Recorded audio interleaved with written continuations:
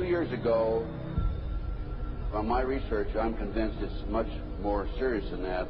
It's more than a loose-knit network. It is a conspiracy. In 1784, a copy of this document was sent to the Illuminist Weishaupt and delegated to foment the French Revolution. Mean the Illuminati was responsible for the French Revolution? Yes, absolutely.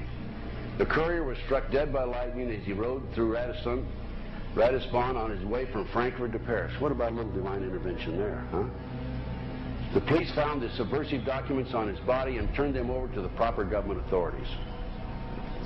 After careful study of the plot, the Bavarian government ordered the police to raid Weishaupt's newly organized lodges of the Grand Orient and the homes of some of the most influential associates, including the castle of Baron Basen-Sonderdorf.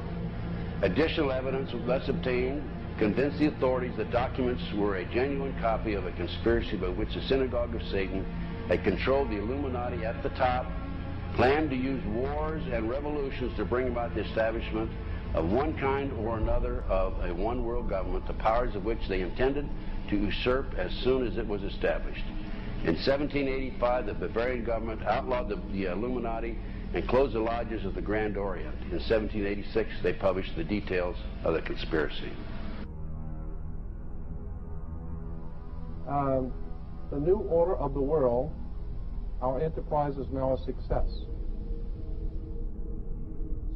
He said these blind slaves say they are free and highly educated, even as they march behind, notice this word, signs. Have you ever taken time to analyze a sign or a billboard or a logo?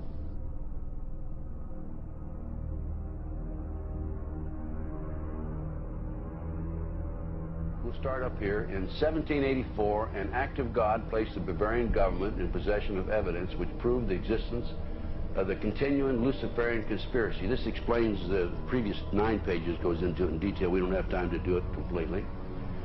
Conspiracy. Adam Weishaupt, a Jesuit-trained professor of canon law, defected from Christianity and embraced the Luciferian ideology while teaching at Ingolstadt University. In 1770, the money lenders who had recently organized the House of Rothschild retained him to revise and modernize the age-old protocols designed to give the Synagogue of Satan ultimate world domination so they can impose the Luciferian ideology upon what remains of the human race after the final social cataclysm by use of satanic despotism.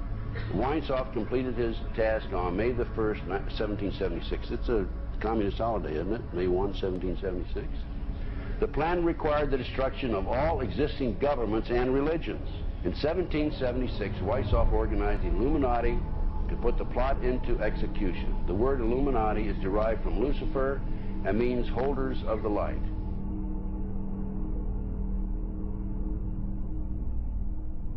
Weishaupt's revised plan required his Illuminati to do the following things to help them accomplish their purpose. 1, use monetary and sex bribery to obtain control of people already occupying positions in high places in the various levels of all governments and other fields of human endeavor. Once an influential person had fallen for the lies, deceits, and temptations of the Illuminati, they were to be held in bondage by application of political and other forms of blackmail and threats of financial ruin, public exposure, and physical harm, and even death to themselves and their loved ones. Number 12, told those present that they must use their wealth to have candidates chosen to public office who would be obedient to their demands and would be used as pawns in the game by the men behind the scenes.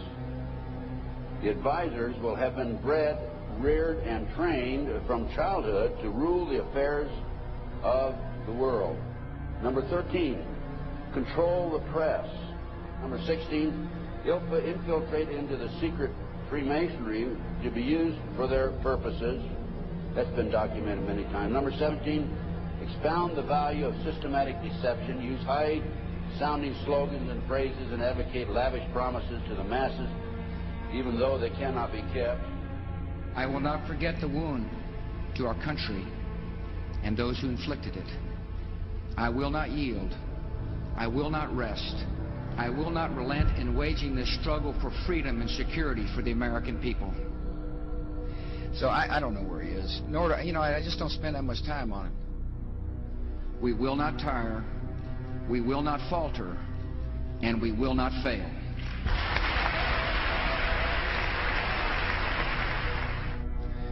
Terror is bigger than one person. And I remember he was telling me how how you're gonna see soldiers looking in caves for people in Afghanistan and Pakistan and all these places, and there's gonna be this war on terror, of which there's no real enemy. Who knows if he's hiding in some cave or not? We hadn't heard from him in a long time. Operation Northwoods, the plan called for innocent people to be shot on American streets. This is the Pentagon. For boats carrying refugees fleeing Cuba to be sunk on the high seas. For a wave of violent terrorism to be launched in Washington, D.C., Miami, and elsewhere. People would be framed for bombings they did not commit. Planes would be hijacked using phony evidence, all of which would be blamed on Castro to justify an invasion of Cuba 40 years ago. An aircraft at Elgin Air Force Base would be painted and numbered as an exact duplicate for a civil registered aircraft belonging to a CIA proprietary organization in the Miami area. At a designate time, the duplicate would be substituted for the actual civil aircraft and would be loaded with selected passengers, all boarded under carefully prepared aliases. The actual registered aircraft would be converted into a drone, remote-controlled plane, their word for it. Takeoff times of the drone aircraft and the actual aircraft would be scheduled to allow a rendezvous south of Florida. I mean, he's been tested unlike any other president. This 9/11.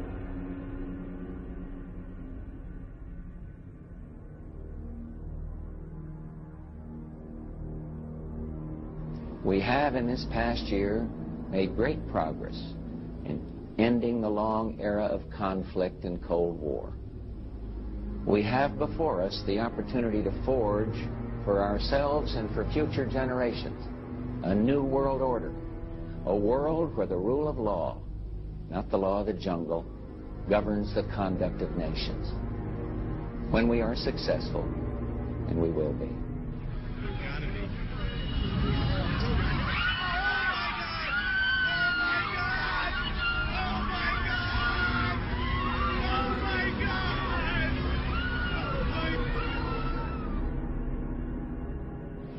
He argued that the use of any and all means to reach their final goal was justified on the grounds that the ruler who governed by the moral code was not a skilled politician because he left himself vulnerable and is in unsuitable position to his throne. He said those who wish to rule must have recourse to cunning and to make-believe because great national qualities like frankness and honesty are vices in politics. Fellow citizens will meet violence with patient justice, assured of the rightness of our cause, and confident of the victories to come. In all that lies before us, may God grant us wisdom, and may He watch over the United States of America.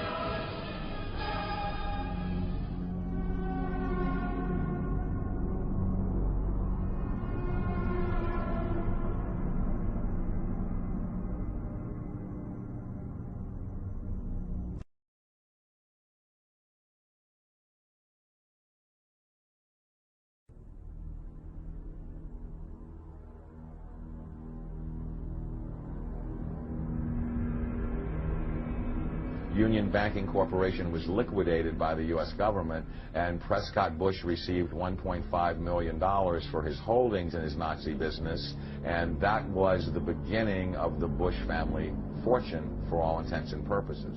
George Bush takes his inspiration from what he learned in Skull and Bones and from the Thule Society that Hitler and Goebbels and Goring cut their teeth in, Bohemian Grove, these evil organizations that perpetrate the ugly things that these criminals are doing to this country, for which they must be held accountable.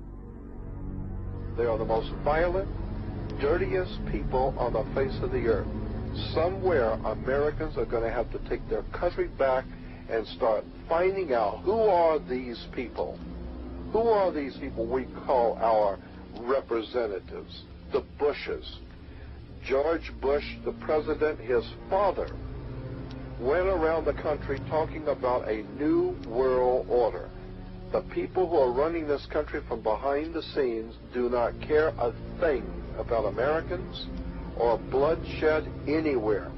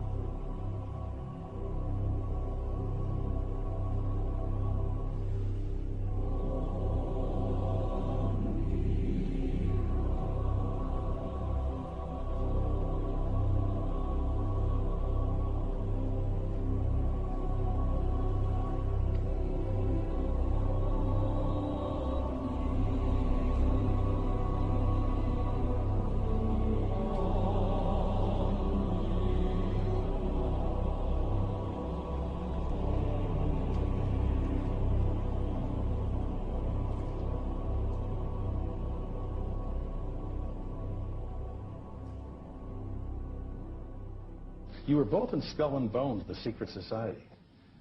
It's so secret we can't talk about it. What does that mean for America?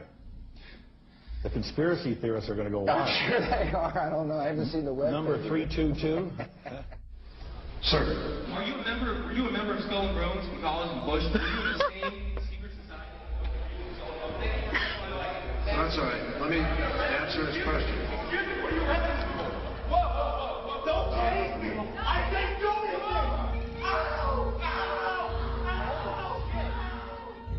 And what you're looking at here, staggeringly, is a group of people, some of the most famous people in America, in long gowns. Behind them there, you see a 40-foot stone owl. And there's the fire between them, next to the lake at Bohemian Grove. Now, one might wonder, understandably, why the people that run the banking, political, economic system and the media in America should be dressed in long robes doing a ceremony to a 40-foot stone owl. I think we should be told. And no doubt you'll be hearing about all the differences between John Kerry and George W. Bush. But we've discovered they do have something in common. During their respective college days at Yale, they both belonged to a group called Skull and Bones. He's come pretty close. She was part of a team that successfully recorded part of the initiation ceremony that takes place in the tomb's courtyard. Okay, you have the doorway here. Yeah. Okay, then to the right you have a hedge, and then you have an evergreen tree. If you follow that line straight back, courtyard's in there. Okay. So that's where they have the ceremonies in the outdoor part of it. Part of it was indoor, so we only got to see the outdoor part. Right. We only got to, and to listen to the outdoor part. God only knows what went on indoors. And what did you hear? What was it you know? You managed to get this unique access it was to disgusting. It was gross. I mean, they were pretending to murder people. And what was the tone of it, though? Was it jokey or was it quite... No, it wasn't jokey at all. It was sick. It's about the only thing to describe it. It was sick.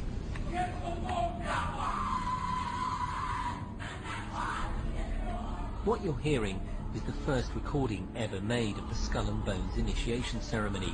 It has never been broadcast before.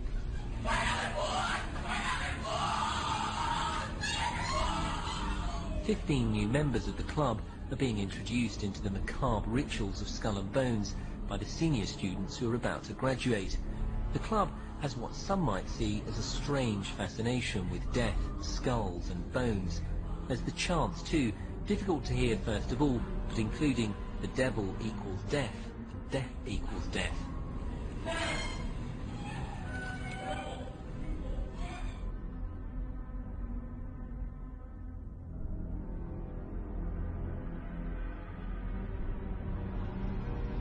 But when you get into a secret society of spirit worshippers, then, and especially when you're invited there by the direction of the higher-ups in the spirit world, you never get out of there alive.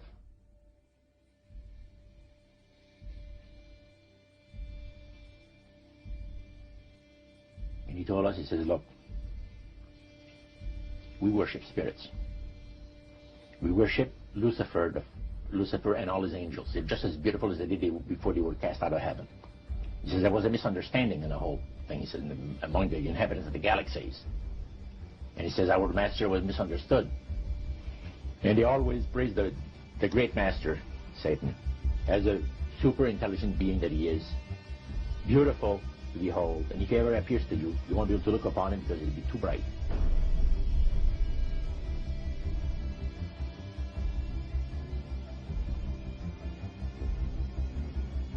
What had Herbert Hoover, Art Linkletter, Jack London, and Richard Nixon all had in common? Well, they've all been members of the exclusive all-male Bohemian Club in California, where every year at this time, the elite from around the country get together for 2.5 weeks of fun and games. Among its members are businessmen like Leonard Firestone and Edgar Kaiser, and political figures like Gerald Ford, Henry Kissinger, William French Smith, and George Shultz. President Reagan, Vice President Bush, and Defense Secretary Weinberger are members of other camps. Richard Nixon is a Bohemian, and so are high-ranking executives of such companies as Eastern Airlines, Standard Oil of Indiana, and Bank of America. Privacy is one of the Grove's most cherished virtues. Members may not photograph, record, speak, or write about activities at the retreat. While many public officials are Grove members, the press is a distinctly unwelcome guest. We're from ABC News. Well, get back there. Get back there. Can we talk to somebody in the... Get back there. You see, for over 120-plus years in Northern California, in Sonoma County, on a 2,700-acre secluded redwood grove, leaders from around the world, prime ministers, chancellors, presidents, governors, again, the heads of industry, banking, academia, the media, Hollywood, travel there to engage in bizarre, ancient Canaanite, Luciferian, Babylon mystery religion ceremonies. We were inside 4 hours. That's only one day out of the 2 weeks that they meet there for the admitted Summer Fire Festival of the Bohemian Club.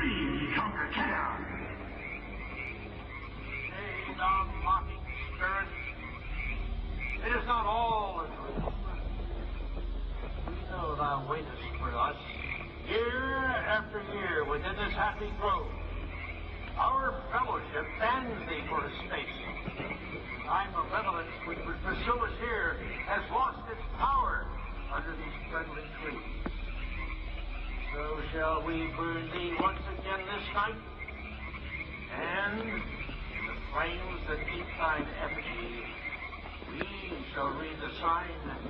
Midsummer sets us free. Ye shall burn me once again.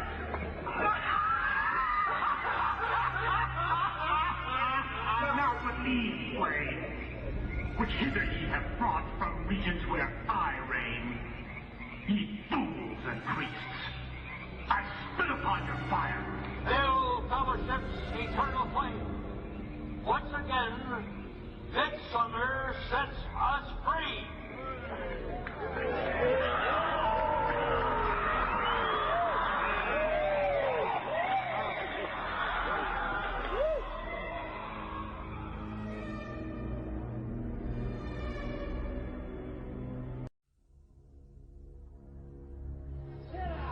The Bohemian Club,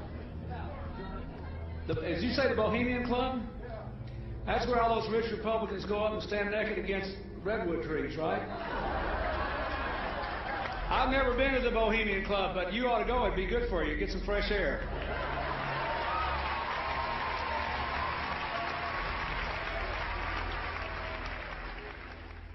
One last question.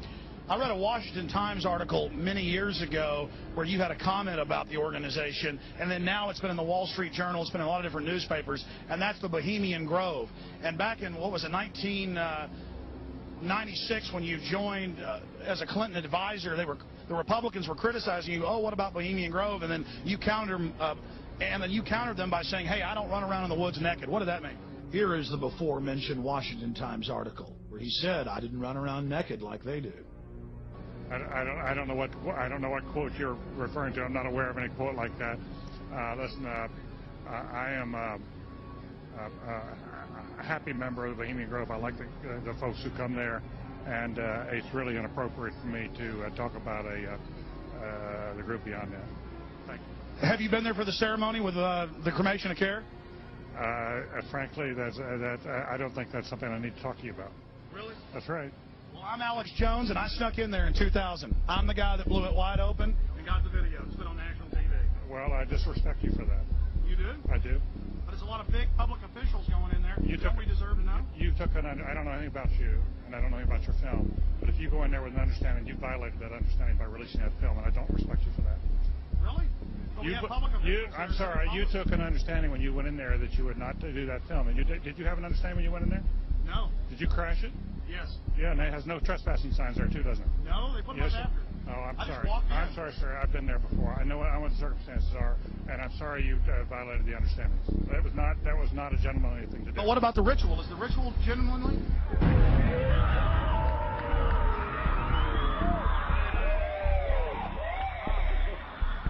Sir, everything. I don't owe you this comment. I know. This is what's called ambush journalism, and I disrespect you for that as well. So thank you and goodbye. Been in the ritual? It's none of your damn business.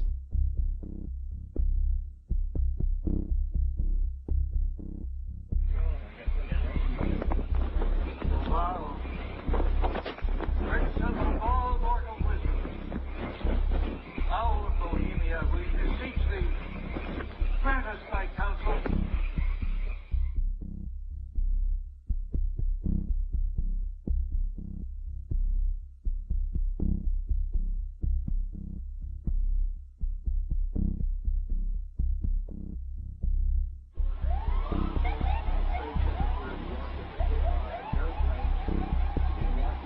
Oh, my God. Oh, my God. Oh, my God. Oh, my God. Oh, my God. I told you.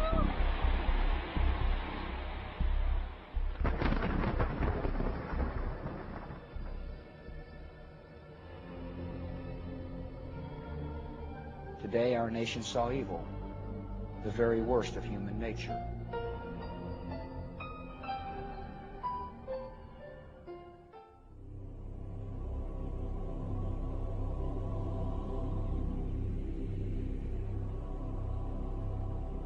They had exactly the same agenda, and that was for bringing in this New World Order. I heard George Bush talking at that time. He was talking to Bill Clinton, and I've since photographically recorded it and wrote it verbatim in our book. that when the American people became disillusioned with Republicans leading them into the New World Order, that Bill Clinton, as a Democrat, was going to be put into the office of president. This was decided in 1984. Actually, I'd heard about it even prior to that. But that, as of 1984, they were already discussing it as an absolute fact. The CIA is carrying out mind control on countless numbers of unwitting American victims. And he even went so far as to say the basic methods that they use in this mind control: hypnosis, drugs, and torture. Three parts policy that they had adopted there. The second one was to find a way of being able to get total control of people's minds.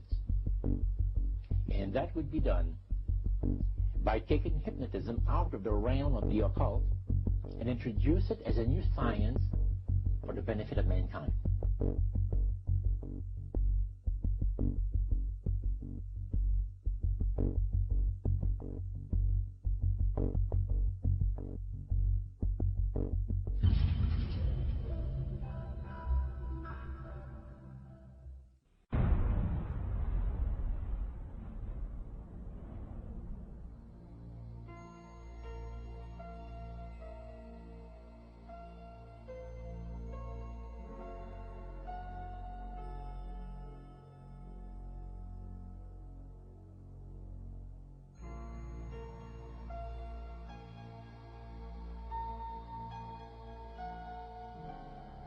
Reflecting a policy of genocide either against the Tibetan people themselves or against their culture.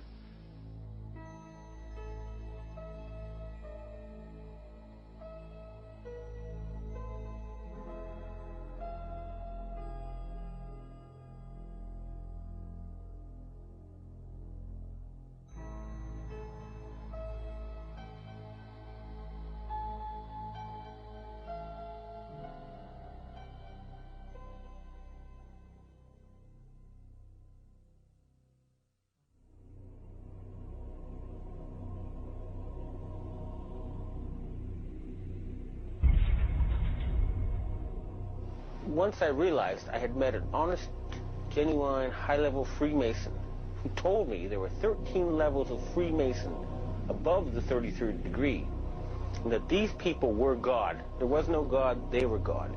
So I asked them about their plans to kill people, and they said, yes, there are too many people on the planet. We need to get rid of several billion. And war doesn't seem to work, so we're going to use disease and starvation.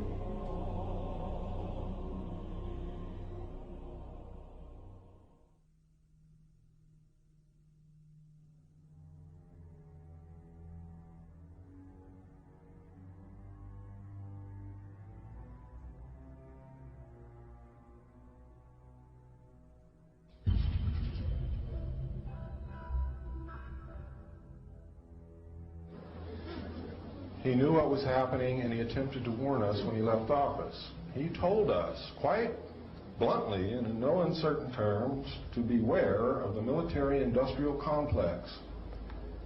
And who is the military-industrial complex? It is the members of the Council on Foreign Relations, and since the inception of the Trilateral Commission as well. I'm not, the Council on Foreign Relations, I don't know if I'm an official member. I've spoken there before. It basically is just a forum where a bunch of people talk about foreign policy. Was made up of the Executive Committee of the Council on Foreign Relations. Now, it is extremely significant that you understand that the first 6 members from the government, along with President Eisenhower, were also members and longtime members of the Council on Foreign Relations. They believed in that organization. They believed in its goals, which was one world government.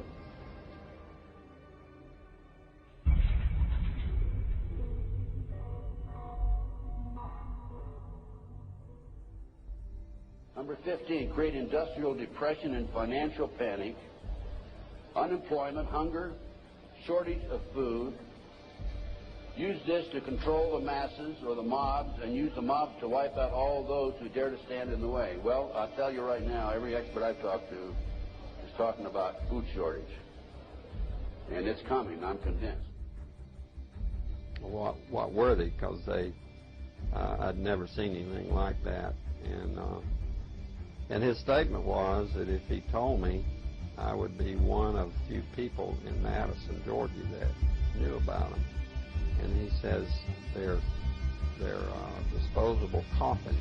They were stacked, he told me, 15 high.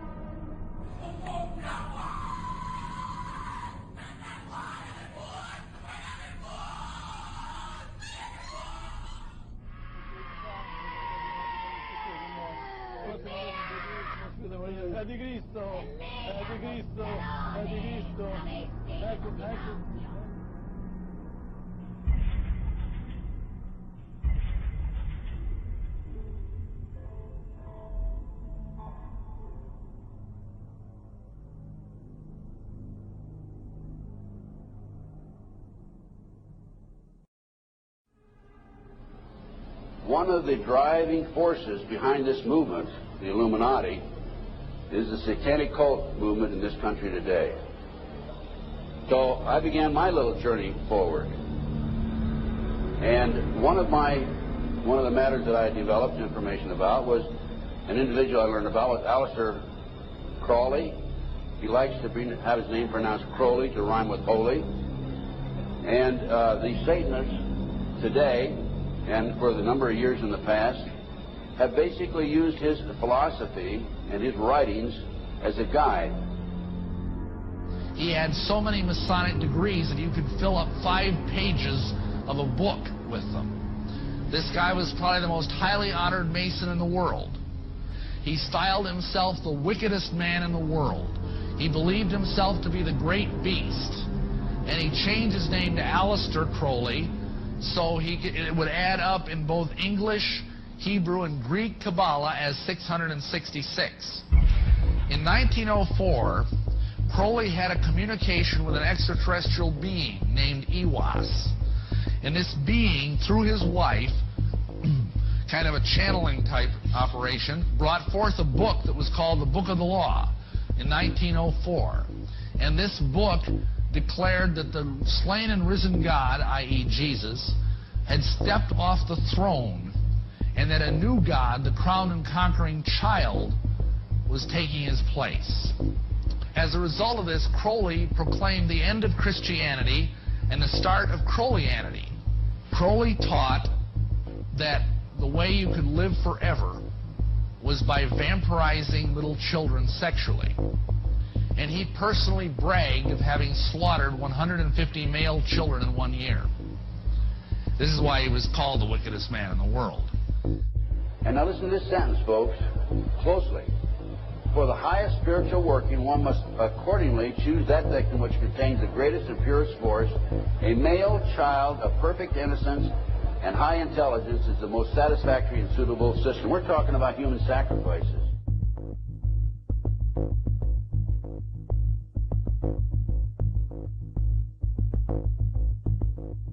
And they'd also drug them up, and they'd take a sacrificial knife and they'd start from the chest and move all the way down to your abdomen. And then that's how they sacrificed, and they'd collect the blood and they'd drink it. When the mid-September through mid-November, they sacrifice babies, and nothing but babies, because they need the pure blood of the untainted children. And I didn't understand what it was like. I can't believe I'm seeing this every year of my life. I've experienced that, and that was the hardest part for me. It's like hearing those babies literally scream and cry, and then seeing their blood flow. The little boy was taken to a basement. He was crucified alive. First he was skinned. Why is it that no one knows this? Because there's Satanists in the police force and also in the government, the army. They're everywhere. They're even on the council of, the representatives of the United States also. And they're silenced because this is not being exposed because they don't want it to be exposed. Because they're really good at lying and hiding things. Rebecca, what happens to the people that want to come out of Satanism? They get killed. They get followed. They get taken. They get sacrificed in front of the congregation of the Satanic Church. Why? Because they know too much information about the Satanists and who their names and places of where they keep the people underground, and they just know too much information. It's like being in a gang or in a mafia. You don't get out alive without consequences.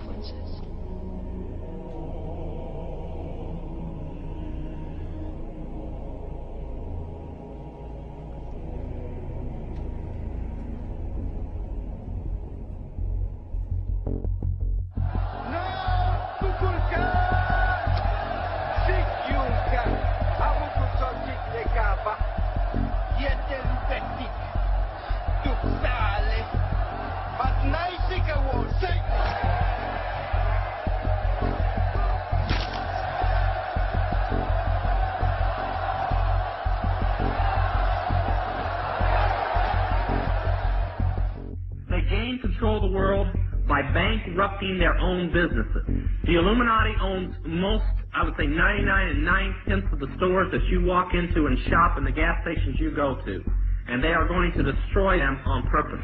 And the idea of taking over is to bankrupt the whole world where nothing is of any value and the currency does not exist anywhere, and then come back and solve all the problems.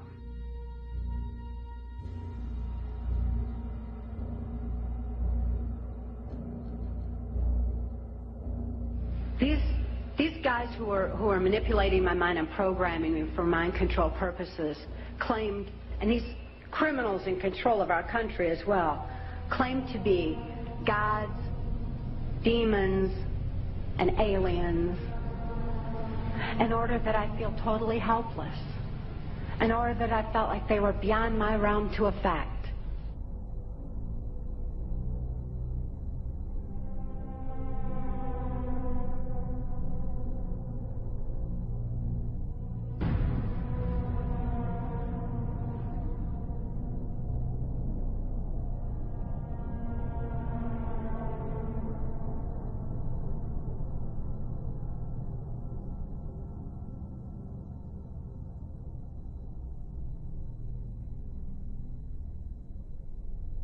Why do they keep the aliens in a Faraday-shielded environment?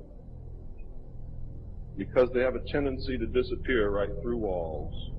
And if you can prevent the transmission of electromagnetic energy, you can stop them from doing it. Then the medium said, we have a very special surprise tonight for you people.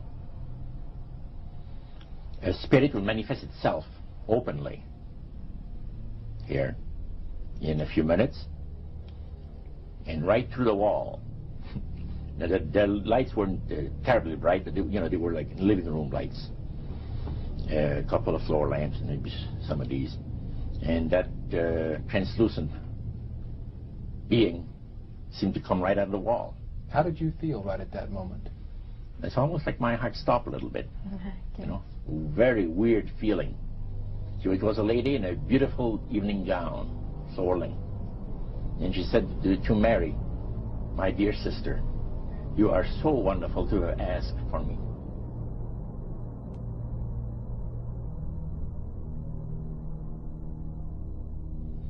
So he said the supposed spirits of the dead that you're talking with are demon spirits. They're fallen angels. They're beautiful beings. Just set it out, just like Oh, that. yeah. It didn't make you uneasy when he said they were... Well, you know, it shocked you a little bit, you know. Something that you first hear mentioned to you. He said, you guys have got a great future ahead of you. Because we've been told, the high priest of our society, secret society, has been told that the master has very special plans for you too. Now, what did he mean by the master? Satan. He said that she was made successful in her singing career by a dear friend of hers that was the same age as she and died when she was 18 years of age. And Loretta was trying to get into the singing world, you know, but she says, I had no success at all. Until one night I was sitting in bed reading a book. And she says, who walks right through the wall with my friend? The spirit of my friend. And she says, Loretta, I'm going to make you a very famous person in singing Western country music. And I will be with you all the time. She said, her voice went through me. The power. See? And you saw this in a television documentary? Yeah. This was, I believe, 1976 it took place. Now, the priest explained that when people believe in this business, they are actually opening themselves to be completely deceived by demon spirits, because it gives the demon spirits an opportunity to impersonate the dead. See? And for people to believe their lies. Isaiah 14 and 11 even speaks of vials being built into his body. Vials are pipes. The piper is calling you to join him. The Illuminati doesn't produce rock music to entertain you. They don't produce rock music to make money. They don't need that money. They own everything anyway. They do it to put demonic influence in your life.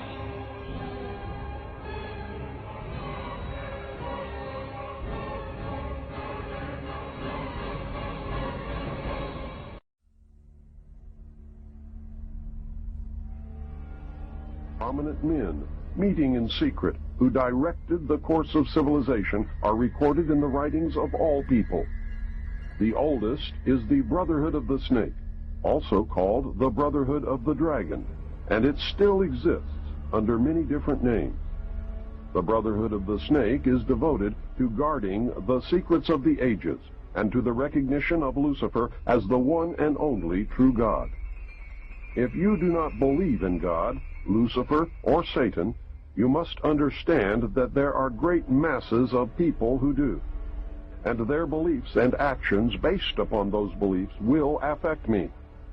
The important fact to remember is that the leaders of both the right and the left are a small, hard core of men who have been and still are Illuminists or members of the Brotherhood. They may have been or may be members of the Christian or Jewish religion, but that is only to further their own ends. They are and always have been Luciferian and internationalist. They give allegiance to no particular nation, although they have used, on occasion, nationalism to further their causes. Their only concern is to gain greater economic and political power. The ultimate objective of the leaders of both groups is identical.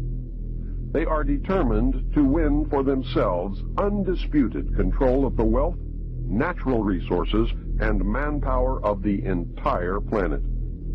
They intend to turn the world into their conception of a Luciferian totalitarian socialist state. In the process, they will eliminate all Christians, Jews, and atheists. You have just learned one, but only one, of the great mystery.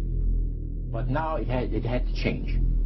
Lucifer says we have to make sure that people, humans, get to believe that Satan and his angels do not really exist.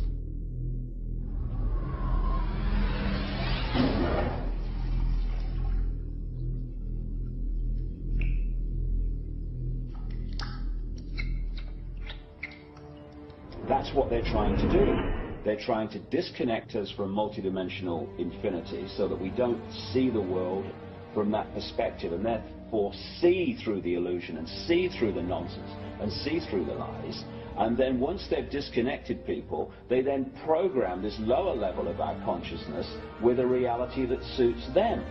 And therefore, the only information that they have to get a fix on how they see life themselves and reality in general is through the eyes and the ears. And who controls that? The Illuminati control that. They're trying to disconnect us from multidimensional infinities, and then once they've disconnected people, they then program this lower level of our consciousness with a reality that suits them. If there's a reality out there pertaining to any alien influence, we need to sort out the government misinformation and disinformation and mind manipulation techniques that they're using. I know for a fact that the plan is to make all of us feel totally helpless, that what's happening is beyond our realm to affect because we've been taken over by aliens, that our Independence Day is dawning. So beware of that. Understand that those criminals have been keeping information and technology from us under their blanket of national security. They are 25 years ahead of us at least. They're way ahead.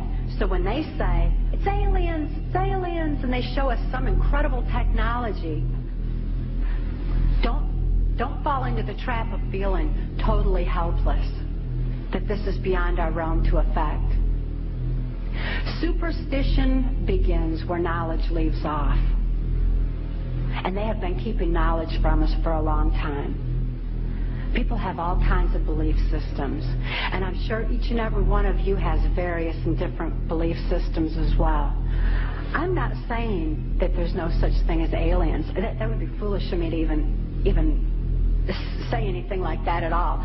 But what I am saying is that it was my experience that these were people claiming to be aliens.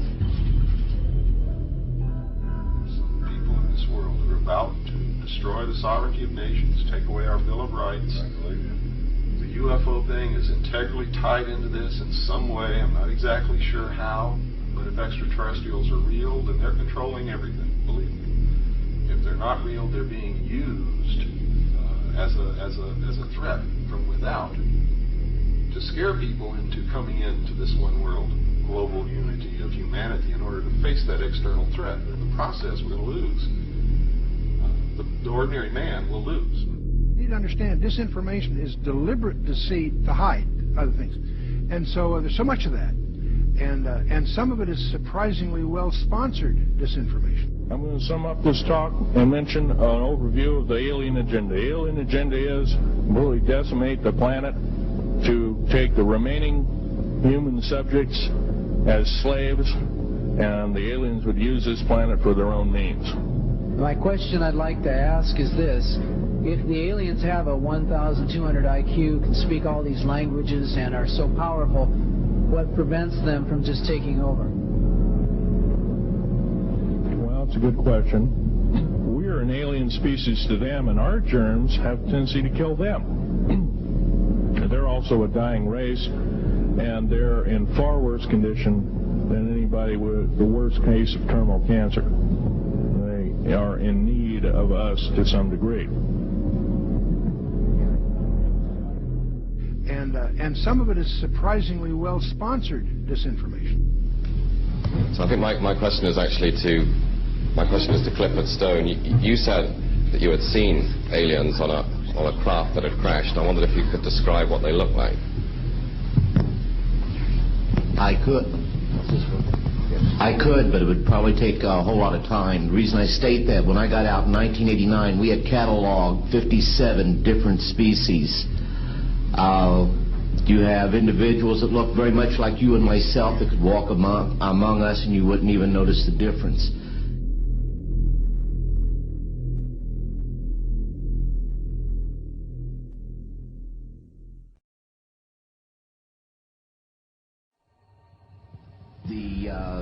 situation is that you have various types of what we normally call grays. We didn't call them grays in the military, but you had at least 3 types of the grays.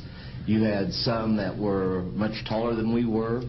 The unique thing that I'd like to point out for the most part is that the entities that we did catalog were in fact humanoid. Now this created a situation where the scientific community was trying to figure out why that would be the case, because you would expect that if life evolved on other planets, that they would take on some type of other being, so to speak, not necessarily look humanoid or be bipedal such as we are. But apparently we got quite a few of the species out there that are humanoid in appearance, and that creates a question that yet has to be answered by science.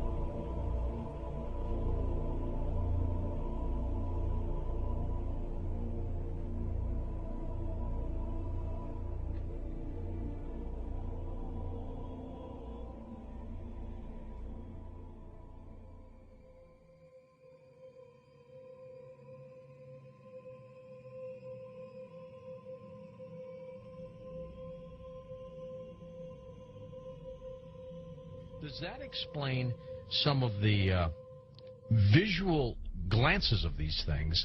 They seem to just simply disappear. They're gone. Exactly. I mean, they're appearing out of nowhere and then disappearing right in front of people. And that's why scientists who have no axes to grind, they just say that it doesn't make that much sense. And also, if they're just trying to observe us, to take account of what we're doing on Earth, I mean, after a while, after so many months or years or centuries, it kind of gets old. They either would take us over, or they've already discovered all the information they need to know about Earthlings, and so they're just going to take us over or make first contact and just sort of do what they need to do next. To endlessly observe us, it doesn't make any sense. It's something where, and also see if we have all these sightings, as you know much better than I do. Where are they landing? We don't see them getting out to get anything to drink or to eat. We don't see them. They've never tried to make contact with any large amount of people in a major city, and so this doesn't. And also all the endless medical procedures that the people who have claimed to have been abducted You know, why the endless medical procedures? I mean, if we're talking about such an advanced race of alien beings, they don't need to do that over and over and over again. Interesting perspective. Let's talk about some of the facts out there of evidence that may support your conclusion that the UFOs are spiritual phenomena, not physical, like so many other people also believe. What can we pinpoint again? Well, again, it's something where you cannot have a material or a physical being penetrating the ground, penetrating the water, appearing in front of people, then disappearing instantly, and then also changing colors, sometimes only when they're accelerating, with every color in the spectrum has been recorded. Many UFOs coming and making one UFO breaking apart and then going into multiple UFOs.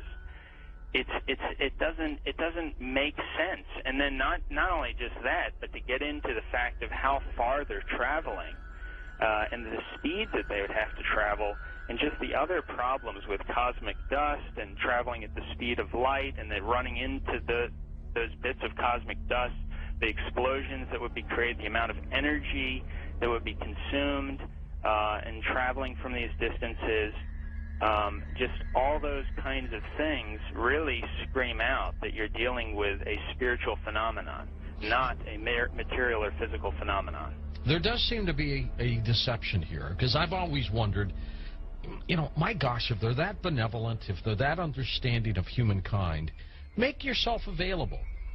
Go ahead. That's why you know, some of these other scientists have said that they seem to be trying to set people up to deceive them as if they are aliens, but the facts just say that they can't be that there's something else. It doesn't make any sense, and there's something else, a psychological deception that's going on here.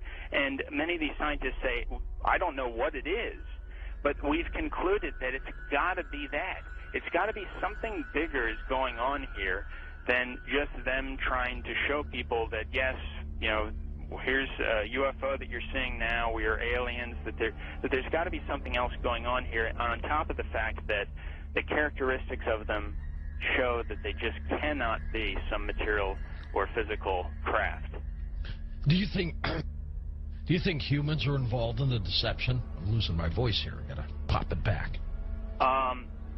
As far as I think there have been deliberate hoaxes that have been perpetrated, and you know, it's an interesting statement. I mean, there are many that could be quoted, but Gordon Creighton, who I know you know of him, probably, who died in 2003, he made this statement in the British journal Flying Saucer Review. He said, quote, "There seems to be no evidence yet that any of these craft or beings originate from outer space."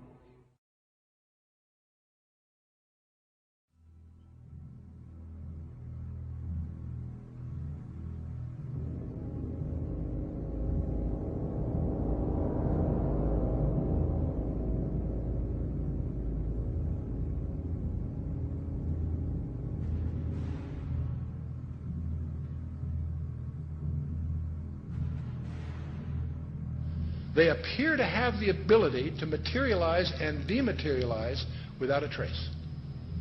One of the great mysteries of the UFOs isn't seeing them, is trying to figure out where are they when you don't see them. Some people say, well, they're from another galaxy.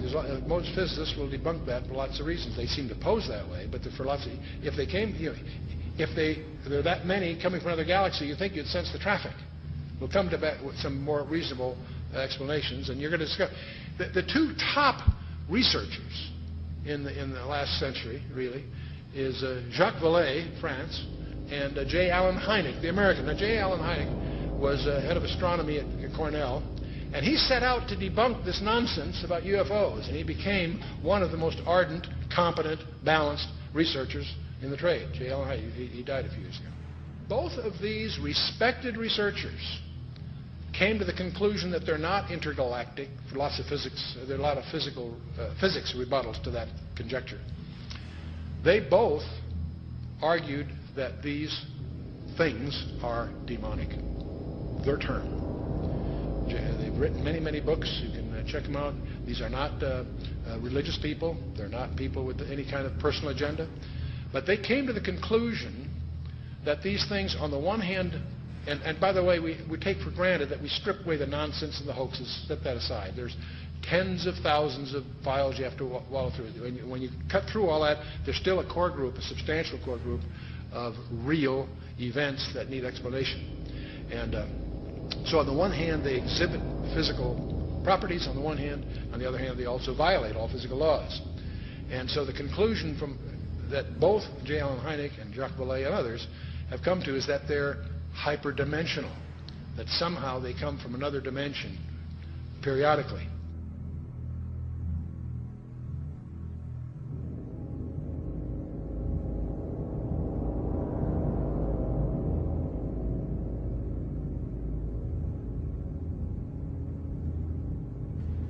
But both of them came to the conclusion that these creatures are hyperdimensional.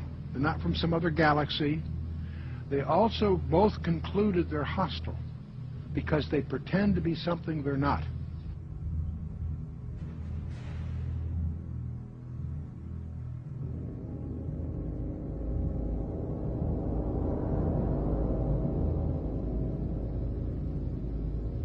You guys getting the image? Franklin, we see a long line, a couple of star-like things, and a lot of things swimming in the foreground. Can you describe what you're seeing?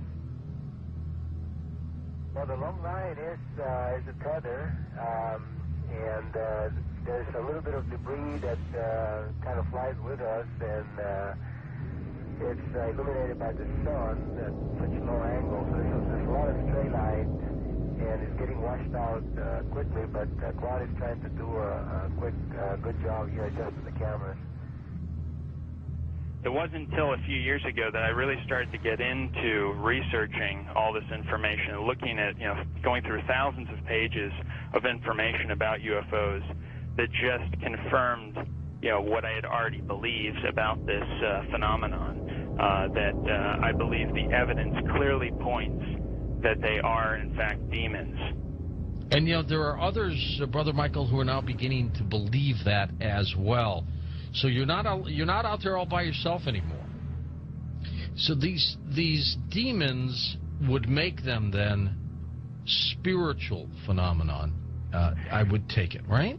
Yeah, I think when you look at it, there's certain characteristics that everyone will agree has been seen and demonstrated also by these UFOs, such as they penetrate the ground, they penetrate water, they disappear in front of people, they appear right in front of people.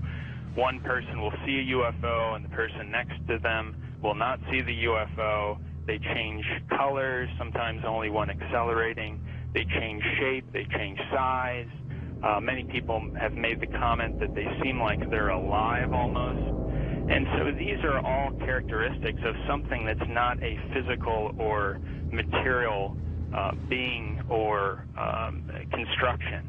It's got to be something that's a spiritual phenomenon with those kinds of characteristics.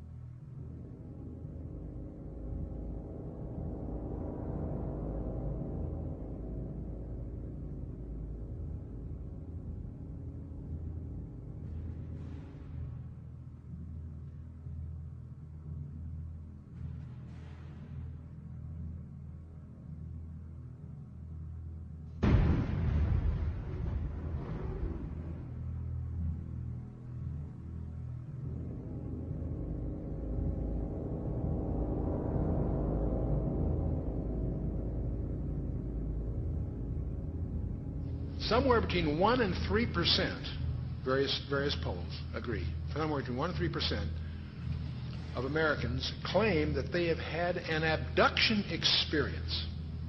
That's over 5 million people, or in that neighborhood. Not a few thousand deranged people, not a few, disaffected. This is, we'll talk a little more about this. This is a very, very disturbing phenomenon in the counseling profession. Now, part of the problem of the UFOs is they have some paradoxical behavior. On the one hand, they're seen by multiple competent witnesses. They are plotted on radar, sometimes multiple radars simultaneously. They leave tangible traces on the ground, sometimes radiation, evidence of burning, and other things. So they are apparently real in the sense of being physical, on the one hand. There are photographs. Sometimes they show up on photographs, sometimes they don't. But here's the problem. While they seem to be tangible on the one hand, they exhibit behavior that can't possibly be physical. They can go in excess of 6,000 miles per hour without sonic booms. What on earth does that mean? I'd like to know how they do that trick. They've been plotted making right-angle turns at over 16,000 miles an hour. That defies the laws of physics. That's now perhaps the most disturbing thing of all. They appear to have the ability to materialize and dematerialize without a trace. In his book, Secrets of the UFOs, ufologist Don Elkins made the following observation.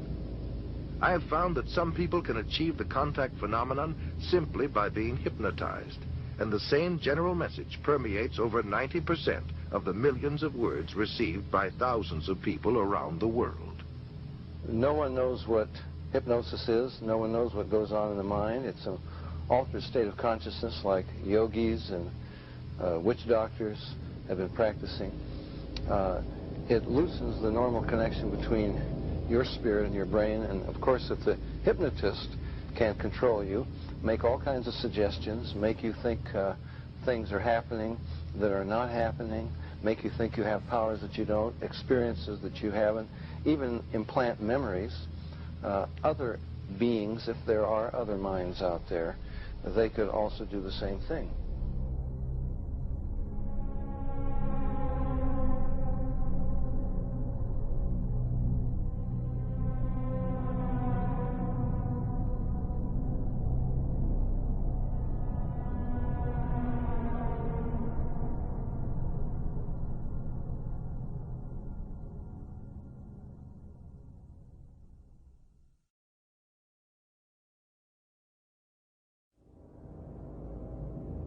Interesting is that there was a huge satanic ritual that was performed on the very spot where Area 51 happened by this Jack Parsons, and in which they had this magical ceremony called Babylon Working, and it was designed by Aleister Crowley, who is a Satanist who called himself the B666.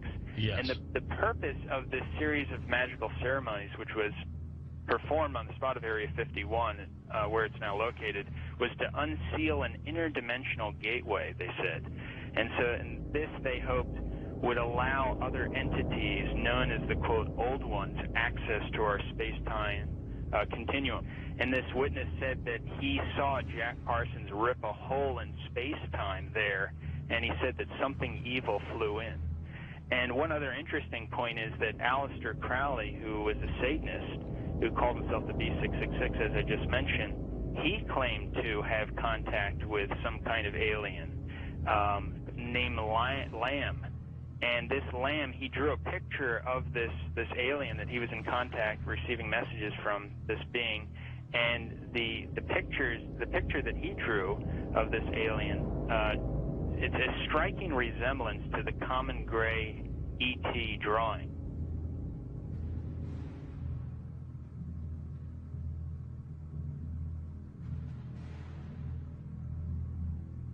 And obviously they have the secret base there where advanced aircraft is being tested. And so it's not one or the other, it's actually both.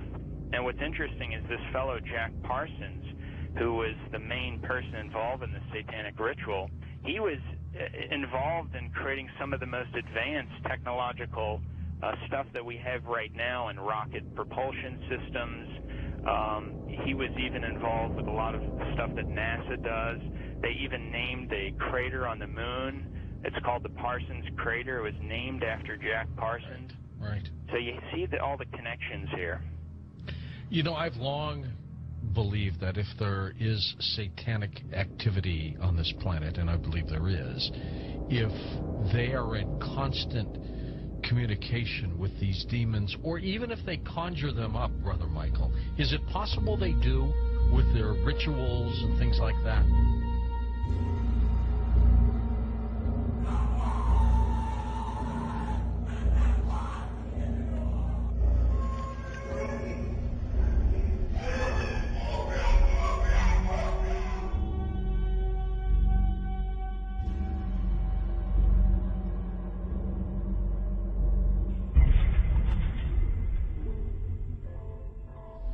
The chief advisor to Queen Elizabeth I, Sir John Dee, he was a Kabbalistic black magician.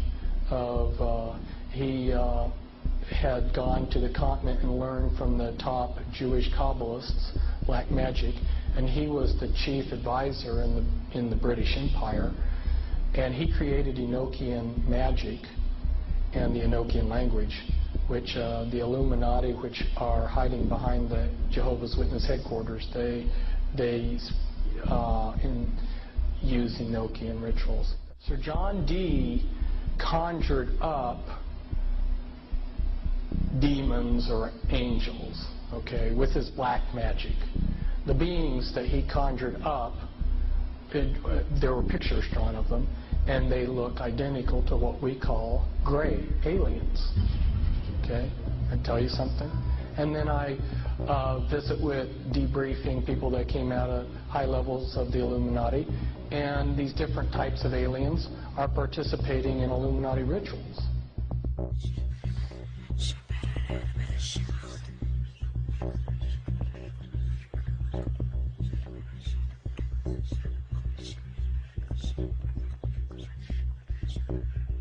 Oh man, I don't know where to start.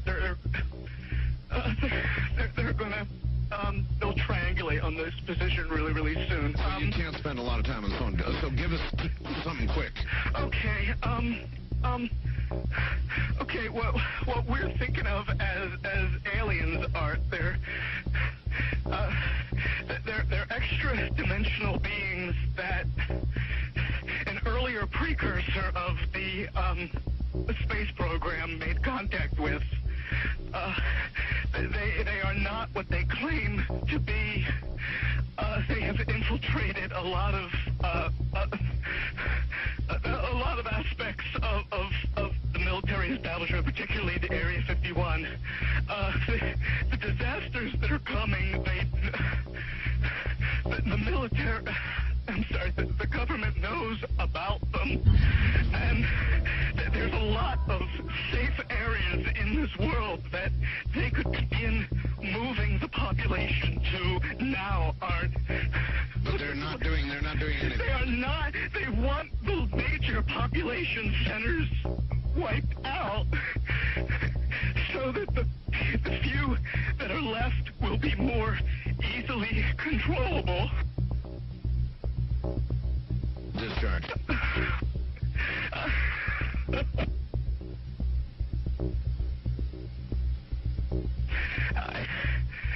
I started getting...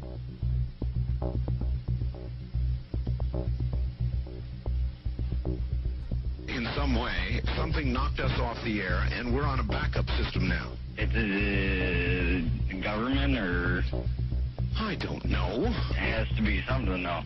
Well, did you hear... Now, you tell me, because you were listening. That was awful strange. There was a really weird guy on the air when it went off? Yeah. Hello? You didn't disconnect me before, did you? Were you on earlier tonight? No, not, towards the end of the last hour, you said east of the Rockies, you're on the air, and your voice was immediately replaced by the operator saying your party has not connected. Oh, well, see, as you can now tell, I don't screen calls. So what happened, obviously, was that I answered the phone just at the very instant that you had been ringing, as long as they were going to let you ring. Yeah. And so that occurs, obviously. Sometimes I go to a line and it's dead and nobody's there, and that's what's happened. You know, we're on the cusp there. Anyway, I'm glad you made it back through. Yeah, you got all my paranoia buttons running. I always get very nervous when I call you. I'm Brian. I hung up on you last week. Oh, I see. And I just figured, damn the torpedoes. I'll just do this and let the chips fall where they will. All right.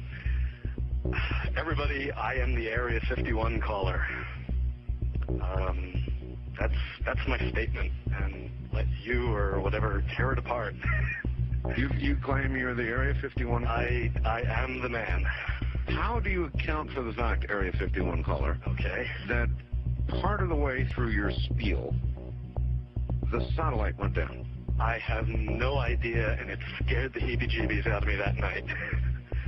I've called a number of times on your specialty line nights doing different, kind of wacky characters, and I didn't know what you wanted me to do. I knew it was very difficult for me to prove to you, but I just thank you for your patience in dealing with me up to this time. All right.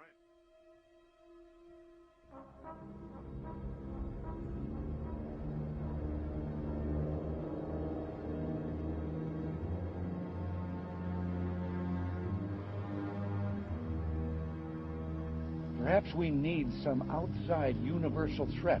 I occasionally think how quickly our differences worldwide would vanish if we were facing an alien threat from outside this world. And yet, I ask you, is not an alien force already among us? What could be more alien to the universal aspirations of our peoples than war?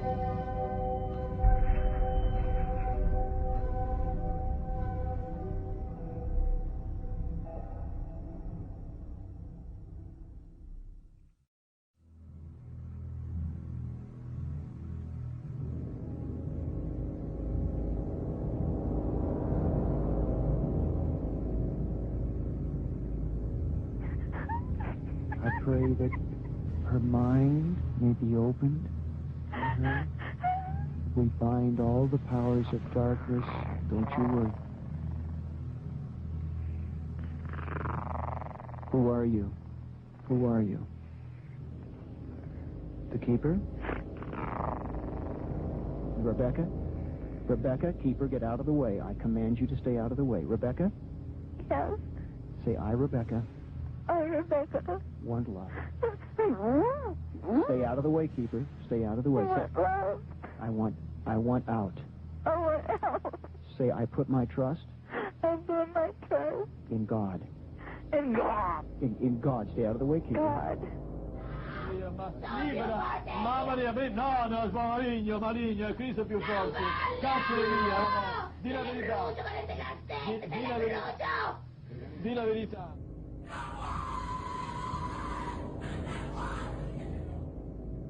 So what they're doing, in effect, is using the secret society network they've set up to manipulate these bodies into power, but in doing so, they're putting themselves into power because they're controlling the mental and emotional processes of these vehicles.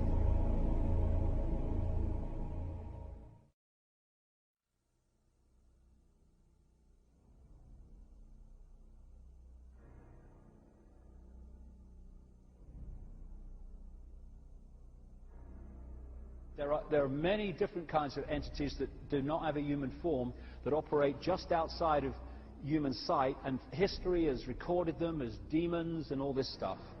But the reptilian part of it seems to be very significant to the controlling systems on the planet today.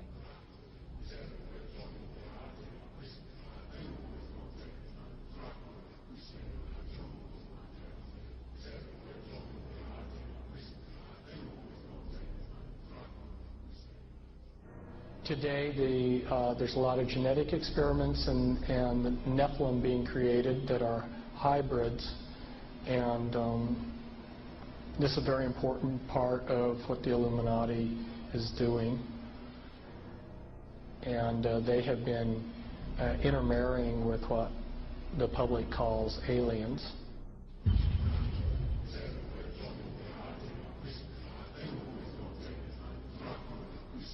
So that these people aren't human as we would know human. They've been pretty thoroughly demonized.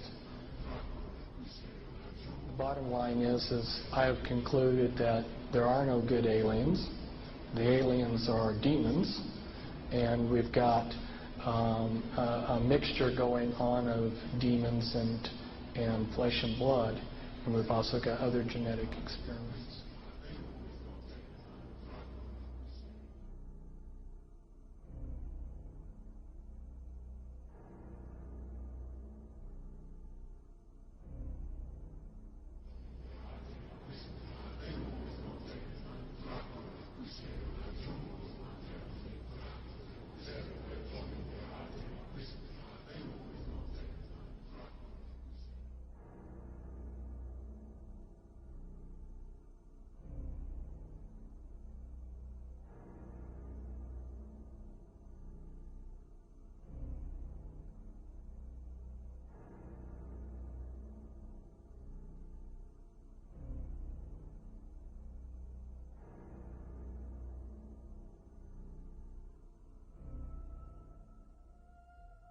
They have a vibrational sympathy with that which interbred with them.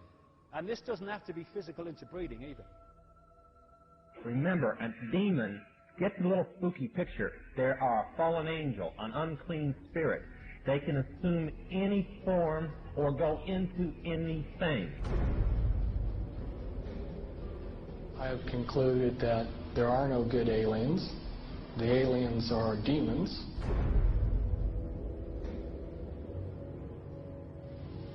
We can establish through this testimony that these objects of extraterrestrial origin have been tracked on radar going thousands of miles per hour, stopping and making right-hand turns.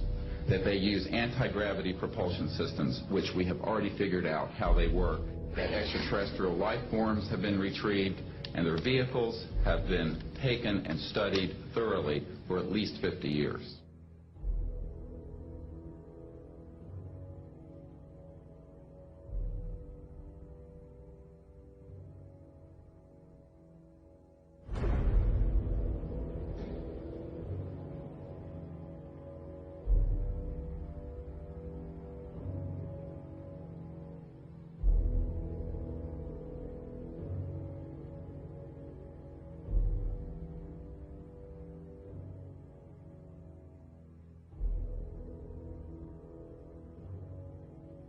It's human nature to want to believe in some race of benevolent space brothers that will come and save us from ourselves. But it's not logical, and you can't make it work any way you look at it. This grand plan is going to take people are going to eat the stuff. Because it says spirits, demon spirits, will declare themselves to be inhabitants of far distant planets in the galaxies that are coming to warn the inhabitants of planet Earth of the impending destruction of the planet unless something seriously proper is done to avoid it.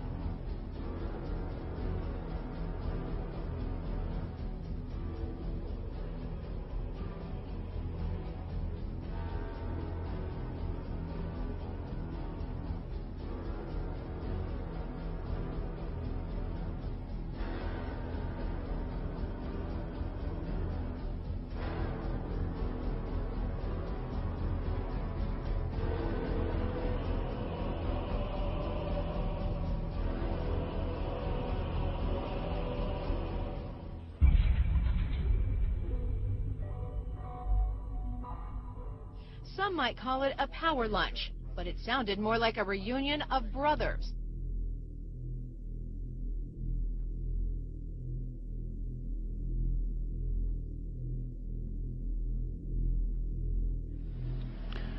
The Illuminati were to obtain control of the press and all other agencies which distribute information to the public. News and information was to be slanted so the Goyams would come to believe that a one world government is the only solution to our many and varied problems. Their plot, their plans, their conspiracy remains invisible. The whole agenda is to create a one world government where everybody has an RFID chip implanted in them. All money is to be in those chips, right? There'll be no more cash. And this is giving me straight from Rockefeller himself. This is what they want to accomplish.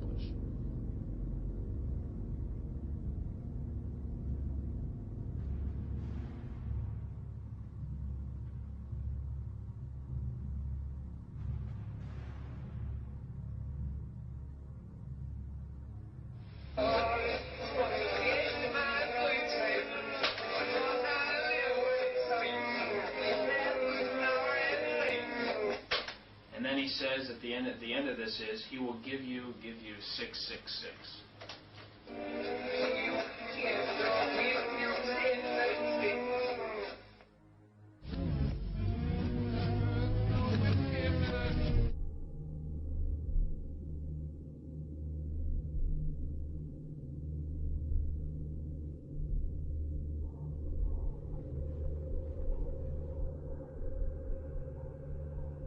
Behind them is a cult of evil, which seeks to harm the innocent and thrives on human suffering.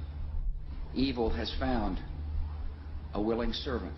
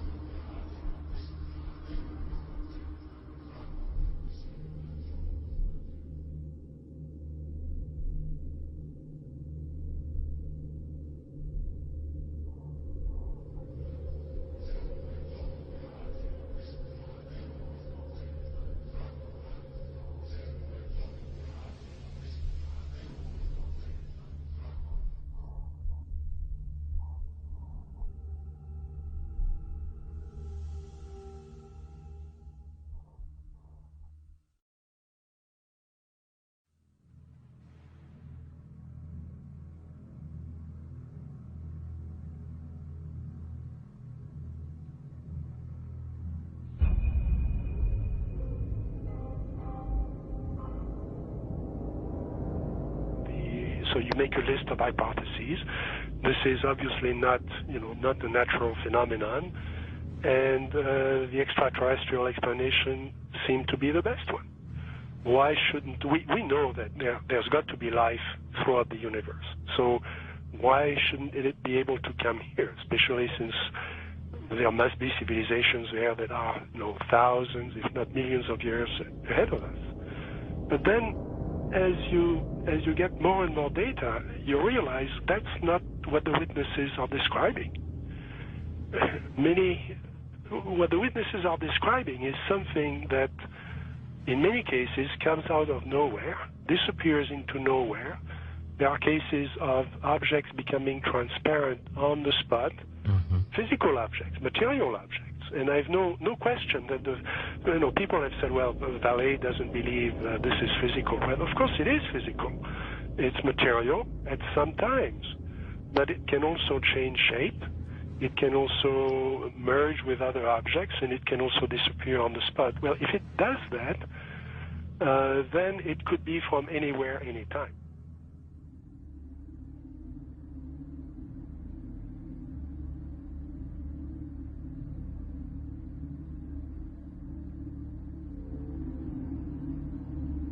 We always try to, to discredit the old legends, trying to say, no, these people were crazy, they thought everything was possible. But now we have the videos, and that's the big difference. Could you believe There are videos now of probably angels in the sky.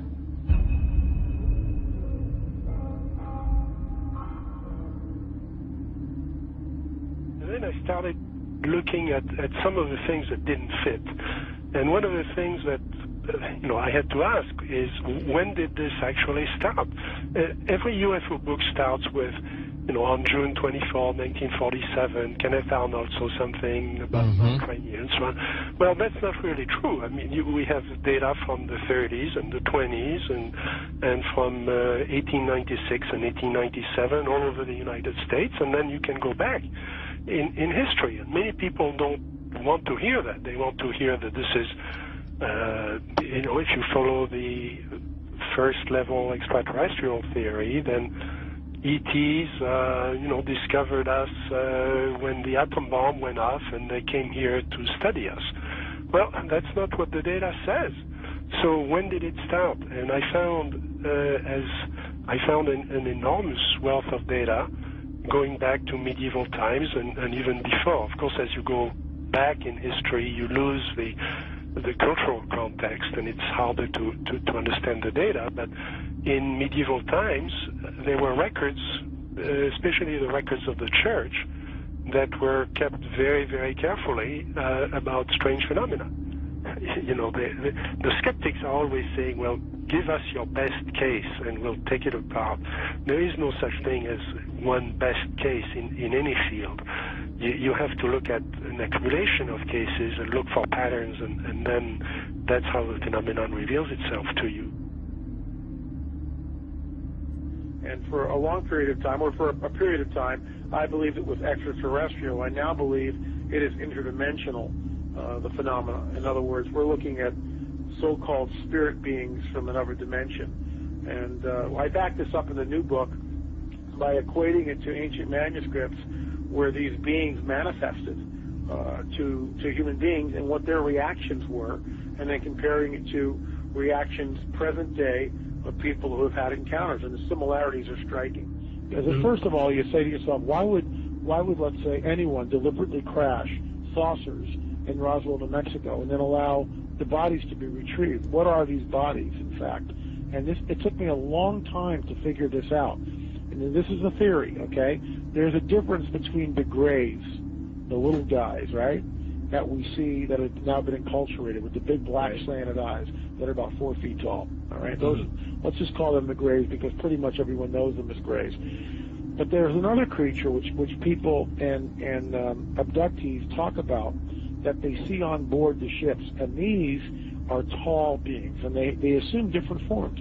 Sometimes they can appear as reptilian, other times they can appear as insectoid, other times they can appear as Nordic. In other words, in my opinion, they're shapeshifters. Now, why would I say that? What backs it up? There's a scripture, once again, from our spiritual handbook, which says that basically fallen angels can appear as angels of light if they so choose. Okay.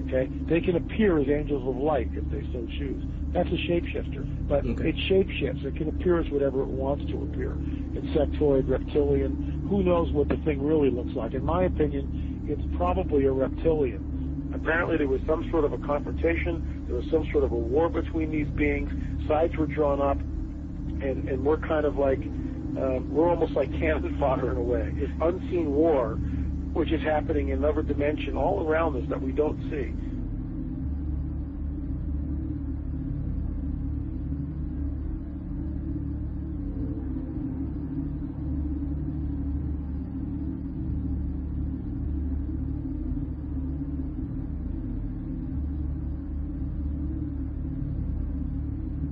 So my point is this: what if the Greys are nothing more than some sort of a biological suit that enables the demons, let's say, to interface in this dimension? That's what I think the Greys are.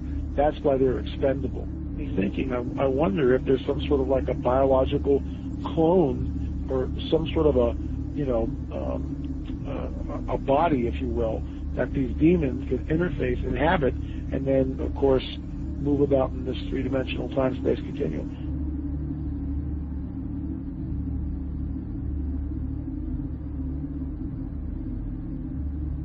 When you you go back and you read the Book of Enoch, which, by the way, is found in the Dead Sea Scrolls, it amplifies the mischief that these fallen angels got into in and around the time of Genesis 6, which is why it was a global flood, because the Nephilim were on the earth, and these guys were all over the earth. And some of these skeletons that have been unearthed, specifically in Turkey, were over 30 feet tall. As we pushed west in Ohio and different places, they found mounds, and they would do primitive archaeological digs. And this is documented. I'm not making this stuff up.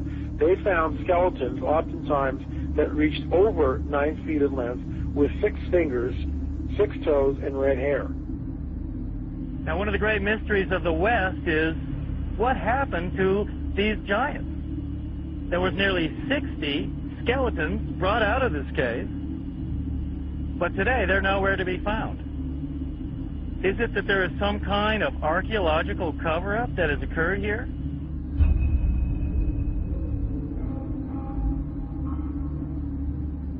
The main point is that that term is used of angels, fallen angels. And the offspring of those fallen angels with human women has produced a hybrid called a Nephilim. In the Hebrew, the term means the fallen ones. Also, the term is gigantes, which doesn't mean giants, it means earthborn. There was a gene pool problem on the planet Earth. Is that where the Bible then says that Noah was perfect? He wasn't perfect as his generations. Verse 9. He was perfect in his generations. The word DNA. perfect is tamim, meaning physical defects. You know, when you see something like that, it's overwhelming. It will change your worldview. And is that the coming great deception that ancient manuscripts warn us of? Here's a prophecy from 2,000 years ago, that what is coming on the earth will be so bizarre that even the elect would be deceived if that were possible. An object videotaped by many and seen by thousands over several nights in the Arizona sky in 1997. Major sighting here.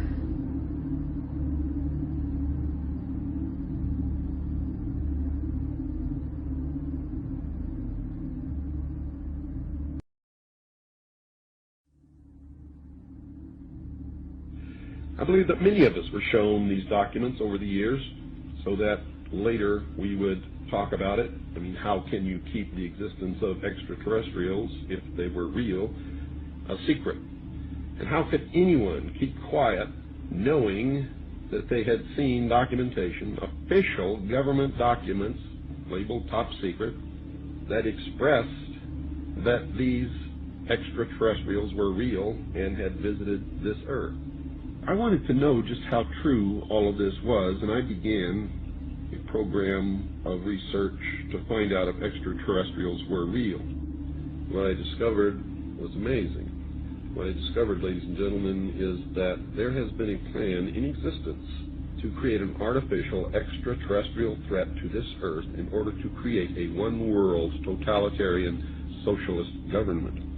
All the bombardment of the public with movies about flying saucers in the 50s, right after the United Nations Treaty was signed and the UN Participation Act was pushed through Congress, and all of the incidents since that have convinced the majority of the American people that flying saucers are real and extraterrestrials exist, and that flying saucers are from an extraterrestrial origin. This is being promulgated in many ways, by television commercials, in the movies, in the newspapers, by creating incidents either real or imagined.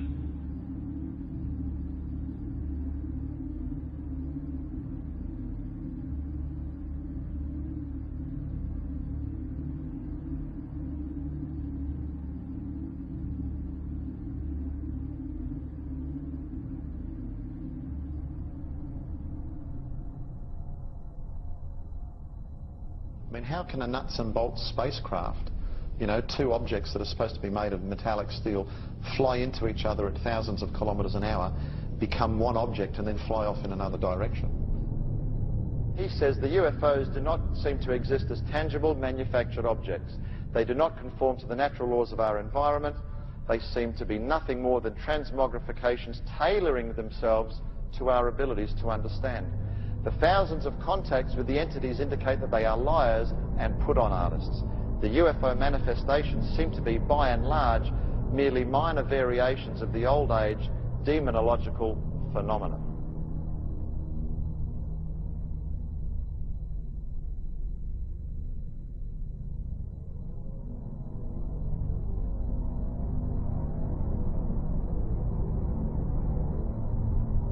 And again, the researchers will show you that the messages being received are deceptive in nature. They will tell you things like, well, you know, we've come from Venus or Mars. In the 60s, that was the messages. Well, we now know that's impossible. Now they say they come from Sirius or Orion or Zeta Reticuli or somewhere far off, where we can't test those claims. And that's the problem. And some of the stories they've told us, like that, we know to be demonstrably not true. And if someone comes to you, Chris, and tells you a story and does all these things and says, I'm here to help you, but then does brutal things to you and then lies to you, then I don't think trust is a good place to start.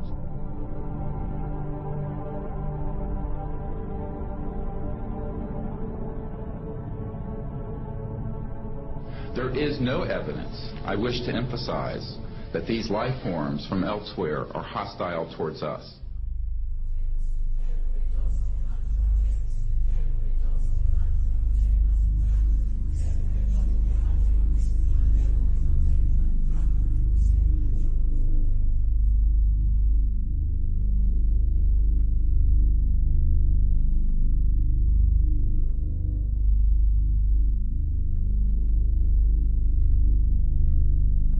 Better way to implement a plan to bring about a one-world government than to create the possibility in the minds of the people of the world that we are being threatened from some other species, from some other planet, and do it in a way that if anybody questions it or challenged it or wants to talk about it publicly, that they are ridiculed.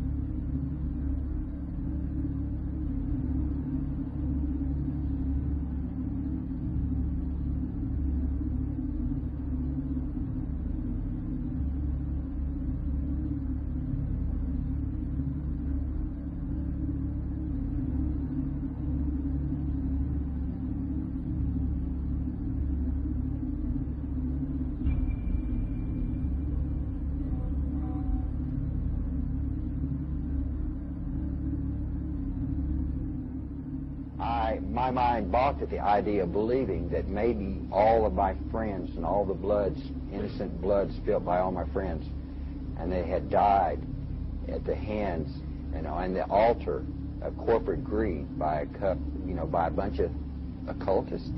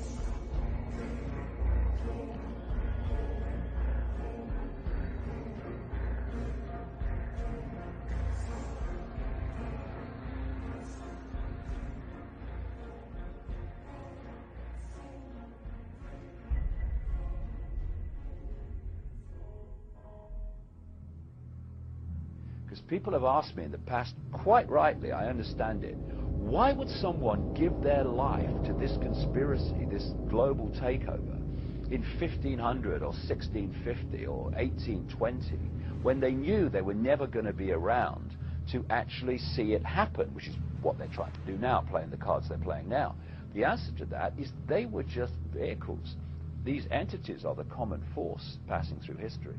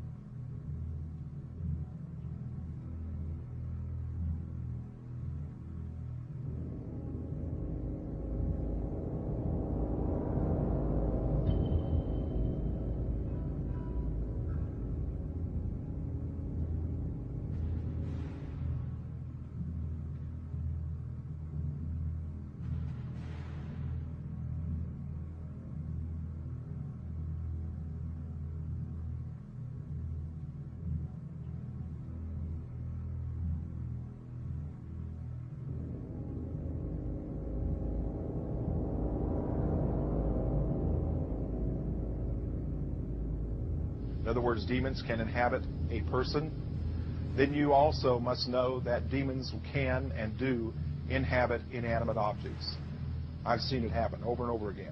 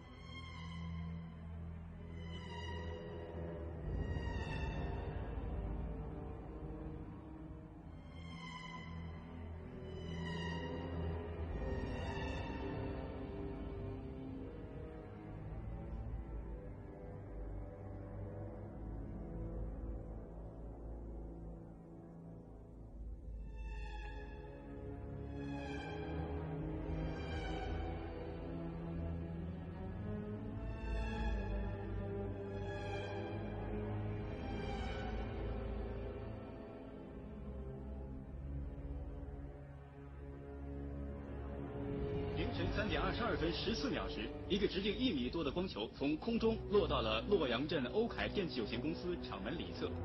落到地面后，这个光球就不停地抖动，约45秒钟后，抖动加剧并开始变形，长出圆形的四肢后，迅速向厂区移动。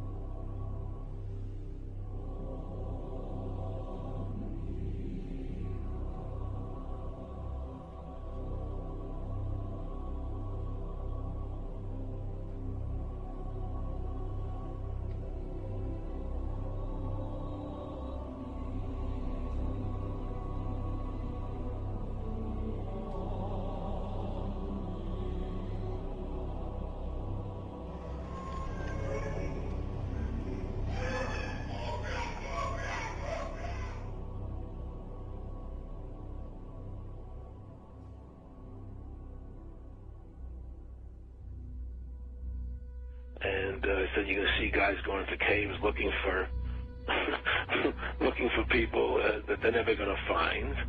You know, he was laughing about the fact that you have this war on terror. There's no real enemy. He's talking about how by having this war on terror, you can never win it because it's an eternal war, and so you can always keep taking people's liberties away. And I said, how are you going to convince people that this war is real? He said, but the media can convince everybody it's real. I mean, you know, it's just that you keep talking about things, you keep saying it over and over and over again, and eventually people believe it. or war on terror begins with Al-Qaeda, but it does not end there. Multiple intelligence estimates have warned that Al-Qaeda is actively planning attacks on the United States homeland from its safe haven in Pakistan.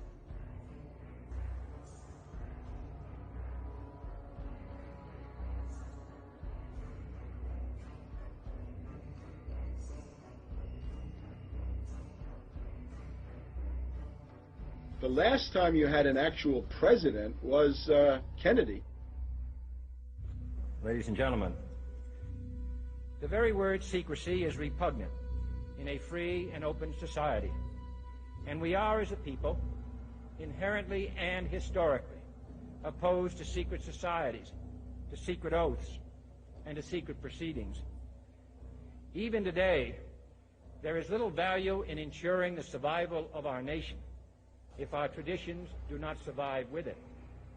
And there is very grave danger, for we are opposed around the world by a monolithic and ruthless conspiracy that relies primarily on covert means for expanding its sphere of influence, on infiltration instead of invasion, on subversion instead of elections, on intimidation instead of free choice, on guerrillas by night instead of armies by day. It is a system which has conscripted vast human and material resources into the building of a tightly knit, highly efficient machine that combines military, diplomatic, intelligence, economic, scientific, and political operations.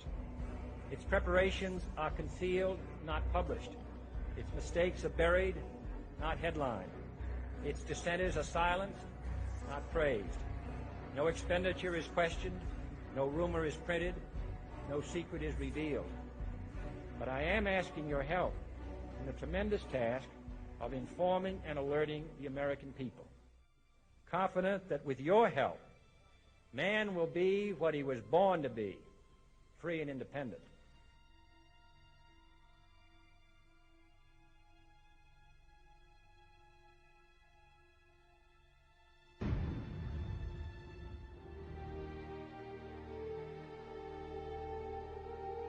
For I have complete confidence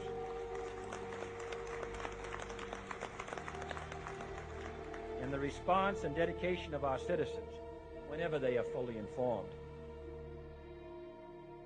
When we are successful, and we will be. And we will be.